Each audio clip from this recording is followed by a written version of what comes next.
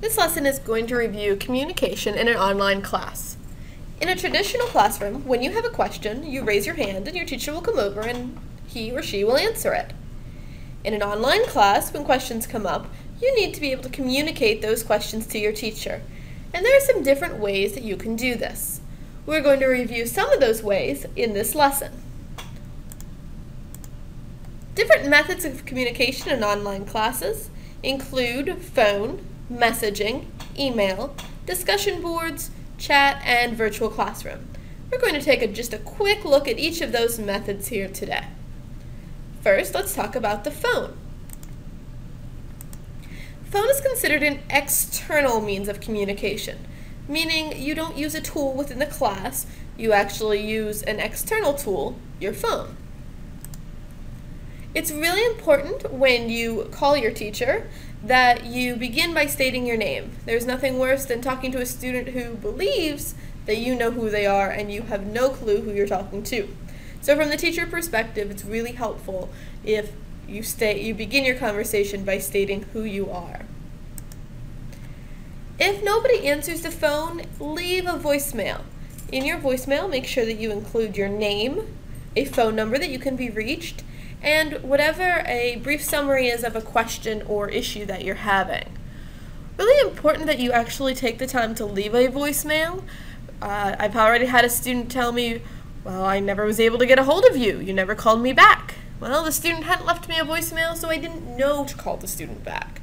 Just leave a short voicemail, speaking clearly and concisely, meaning to the point, with your name, number, and a question or issue. Always also a good idea to repeat your number just to make sure the person on the other end does catch it. And make sure when you make your phone call that you're prepared. Know exactly what your question is. If it is something that you need to work through online, make sure that your computer is open and ready, but always call the teacher prepared with your question and the issue that you're having. Another means of communication is called messaging. Messaging is similar to email in that you have a subject line and you have a content area where you actually type your message. The difference, however, is that it's what's called an internal tool, meaning that it's directly within the class program that you're working in. So you don't need to go to an outside website to send a message using the messaging system. You can also use email to communicate with your teacher. This is an external means of messaging. So we talked about messaging, that was internal. Email is external. It comes from a different website. Maybe you have a Hotmail account, a Yahoo, a Gmail account. All students at Northern Lebanon do have school email addresses by this point in the middle school, and so you can always check with your teacher to find out how to access that email account. But it is external. You need to go to a different site in order to use it. Make sure that you type something in the subject line relevant to your message. It is important. Don't just leave it blank or type something random in there. Good idea in the subject line to type the assignment you have a question about, for instance. Also good to include in the subject line some kind of identification of yourself. So either your name or your initials or some reference to you being a student in a particular class. And that's because emails do often have filters, particularly our school email addresses. And so if you don't identify yourself in the subject line, your teacher might think that your email is spam and so will delete it. So always identify yourself in the subject line, good clear subject line, very important to getting your email read and then answered. Discussion board is another internal tool for communication. Again, this would be directly within the class. And a discussion board is collaborative, meaning that in messages, in emails, in phone voicemails, it's just you, by yourself, one-on-one with the teacher. A discussion board, however, is a place for you to post ideas or responses. Your classmates can read them, your classmates can respond, so you're working together in an online discussion spot.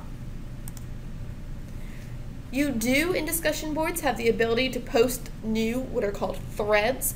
Those are lines of communication. And you can respond to old threads, so topics of conversation that other people have posted. Many online classes offer the ability to do chat. Chat, again, is internal. It's within the program.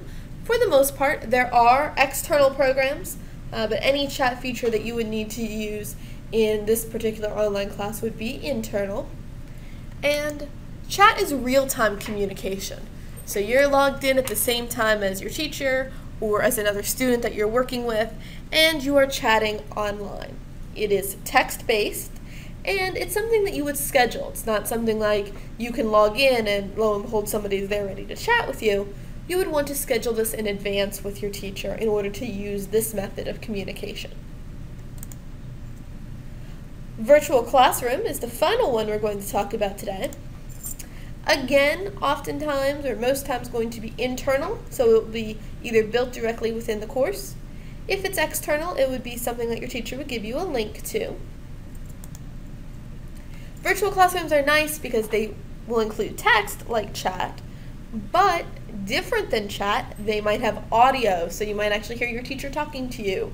Might have video. Maybe the teacher's showing you a PowerPoint, or maybe you even see your teacher. It's webcast. So virtual classroom is a few steps above simple chat. Chat is purely text for the most part. Virtual classroom, it's going to include text, audio, video. Maybe it's one person in the classroom. Maybe your whole class is in the virtual classroom, but just sitting at their home computers. So virtual classroom, extremely flexible, but just another way of communicating with your teacher. And again, these are always scheduled sessions. It's not just like, oh, lo and behold, there it is. What you really need to consider is which tool is best for your situation. And different tools do work better for different situations. So for instance, are you working on your work at 8 o'clock on Saturday night? Well, if you're trying to get an answer to a question, phone is probably not your best bet because your teacher probably is not in his or her classroom at that time. In that situation, a message or an email would be best. Now, message or email, which is better between the two of those? Well, do you check your email frequently? Do you maybe have your email delivered to your phone? Then I would send an email instead of a text or instead of a message because you're going to get that a lot faster. Do you need help with material? You're really struggling with some concepts and you need a teacher to sit down and explain it to you. Well, then perhaps phone or email to schedule a time, and then something like chat or virtual classroom to actually get the help. So you might have to combine two tools to get the best type of communication that you can possibly get. Really, at the end of the day, though, the most important thing to remember is that you need to communicate with your teacher. Your teacher cannot tell that you are struggling or that you need help based on your facial expressions because your teacher is no longer directly in front of you. They are only able to communicate with you through the computer or through things like virtual classroom if they know you need the help. So you need to become really good communicators and start using these different methods in order to communicate with your teacher. And that will help you get the best possible result out of your online class.